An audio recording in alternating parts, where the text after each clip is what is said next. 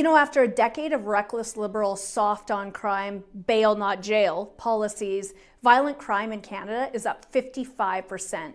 Gun crime that terrorizes city streets and rural areas are up 130%. Families worry about sending their kids to local playgrounds because of gangs, and farmers are losing insurance coverage because of out-of-control theft for years. And you know what?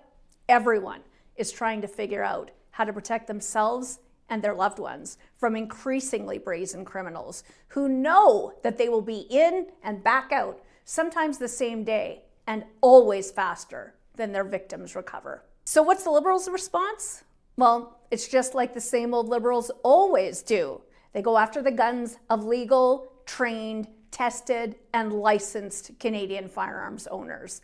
Look, everyone agrees that illegal guns need to be taken out of the hands of criminals. Even Mark Carney finally admits what conservatives and law enforcement agencies have been saying for the last decade. Quote, "The vast majority of illegal firearms used in crime come across our border." But instead of securing Canada's border, cracking down on organized crime, and toughening penalties for criminals, the Liberals are imposing a confiscation scheme that targets law-abiding Canadians, and no matter what they say, it does include hunting rifles, which are safe in the hands of Canadians using them during hunting season now all over Canada, and for Indigenous hunters to preserve their ways of life. This Liberal buyback boondoggle is expected to cost you taxpayers about $742 million at a minimum. And don't forget, the current Liberal public safety minister admitted that the whole thing is a waste of money and purely for political gain. But they're doing it anyway, criminalizing thousands of Canadians overnight and ignoring provincial governments who oppose and refuse to enforce it.